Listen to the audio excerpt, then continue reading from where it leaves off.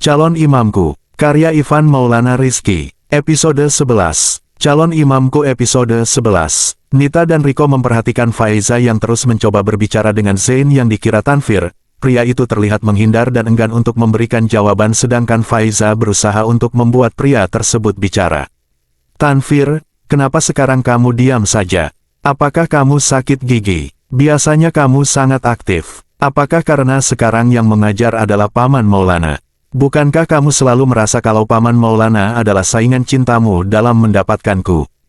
Kata Faiza, matanya memperhatikan buku yang sedang dipegang oleh pria rupawan tersebut. Zain tersenyum simpul, rasanya sangat menggelikan kalau adiknya bisa merasa bahwa ayahnya adalah saingan cinta dalam mendapatkan seorang wanita, padahal sang ayah tidak akan mungkin merebut kekasih dari anaknya sendiri. Benarkah? Apakah menurutmu, Tanfir akan menganggap kalau ayah kami sebagai saingan cinta?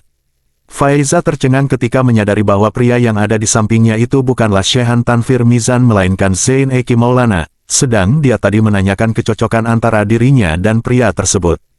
Zain, tanpa sadar gadis itu menyebut nama pujaan hatinya dengan lantang bahkan seperti orang terkejut hingga membuat seisi kelas tertuju padanya dengan tatapan heran. Begitu juga Maulana. Pria parubaya tersebut mendongak memperhatikan salah satu muridnya tersebut dengan tatapan heran. Faiza Farsan, bukankah Zain ada di sampingmu? Kenapa kamu memanggil namanya dengan berteriak seperti dia ada di luar angkasa saja? Katanya sambil menatap gadis tersebut. Suasana seketika berubah menjadi hening, Zain menunduk sambil tersenyum. Dia tidak menyangka kalau seorang gadis yang ditaksir sang adik ternyata begitu menggemaskan. Bahkan memanggil orang yang di sampingnya terlihat begitu sangat keras. Tubuh Faiza berubah menjadi kaku seketika, rasanya sangat memalukan memanggil nama seseorang dengan sangat keras. Anu Pak, tadi saya hanya terkejut. Saya pikir dia adalah Tanfir, jelasnya canggung. Bukankah dia memang Tanfir? Kamu yang berteriak memanggil nama lain, sahut seorang pria di pojok. Benar itu, lagi pula, bukankah kamu selama ini juga sering menuliskan nama itu?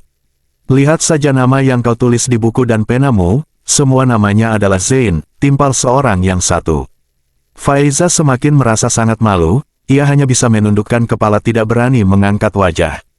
Maulana tersenyum maklum, seusia gadis itu memang wajah mengalami masa puber. Sudah, kalian tidak perlu bergosip. Tidak ada salahnya Faiza menyukai seseorang. Yang terpenting Faiza mampu menjaga rasa sukanya agar tidak menjerumuskan ke dalam maksiatan. Apa yang dikatakan ayah memang benar, hendaklah kita tidak perlu mengatakan sesuatu yang tidak diperlukan. Mungkin saja, apa yang terjadi pada Faiza merupakan rahmat dari Allah, atau mungkin itu juga tanda bahwa pria itu memang jodohnya, bukankah kita semua tidak ada yang tahu? Timpal Zain, Faiza melirik pria rupawan tersebut, tanpa sengaja bibirnya tersenyum dan hatinya merasa sangat lega. Ternyata seorang yang disukainya tidak menertawakan dirinya bahkan membelanya. Iya, kalian ini jangan suka seperti itu, kasihan Faiza, dia sudah sangat menunggu lama. Tapi aku sangat senang kalau nanti Faiza menikah di usia 20 tahun dengan pria yang selama ini dia impikan, kata Nita menimpali. Sudah, sekarang kita kembali mulai pejarannya.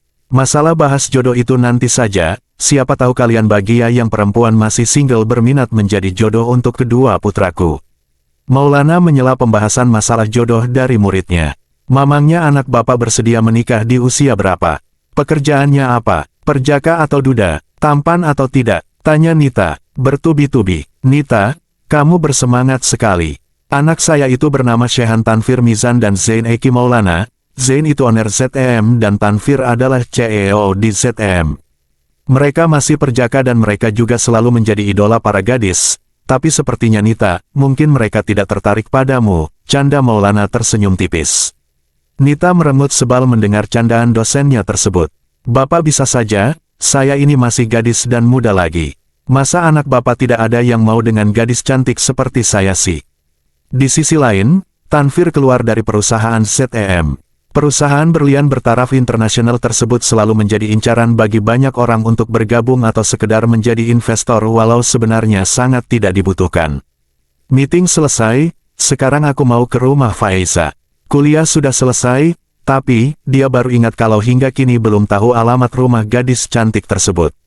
Alamat rumahnya di mana? Tanyanya entah pada siapa. Sore, Pak, sapa seorang wanita cantik memakai rok selutut dan baju kerah bawah hingga hampir menunjukkan buah dadanya. Anjani, kamu bisa tidak tutup tubuh kamu dengan benar. Untuk Kak Zain tidak di kantor, kamu bisa diceramahi berjam-jam nantinya, omel Tanvir sambil mengusap wajahnya menggunakan telapak tangannya. Gadis cantik itu memperhatikan penampilannya, menurutnya sudah sangat sopan hanya memang kerah bajunya sedikit ke bawah, tapi bukankah itu akan terlihat lebih seksi? Pak, penampilan saya ini sudah sangat bagus. Mana mungkin saya pergi ke kantor pakai busana muslim, bantahnya. Tidak masalah, itu lebih baik. Toh kerja kamu bukan ngepel, jadi meski pakai baju busana muslim dengan kerudung panjang juga akan sah-sah saja. Lebih baik juga dan kamu akan semakin dikenali sebagai seorang muslimah, balas Tanvir jutek. Baik, Pak. Tapi Pak, kemana Pak Zain? Kenapa selama 2 tahun ini belum ada kabar? Padahal kita semua sudah sangat merindukannya, kata Anjani mengedipkan matanya genit. Matamu sitir kalau terus seperti itu, sudah aku pergi dulu.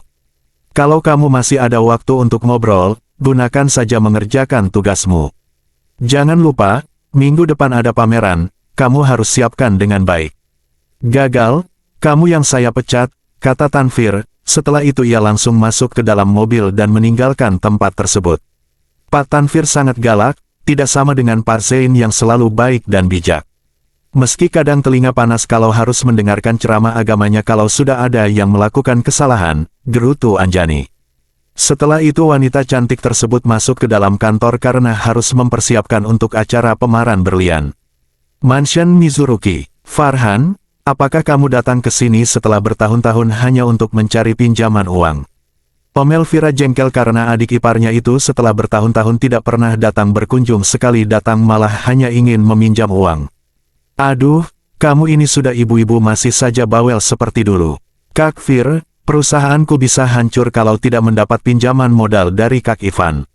Bukankah perusahaan Mizuruki Corp adalah perusahaan besar, lagi pula rumah 27 tingkat ini juga tidak akan terjual hanya karena memberikan pinjaman padaku, kata Farhan sambil mendudukkan diri di salah satu sofa mewah yang ada di ruang tamu hunian 27 tingkat tersebut.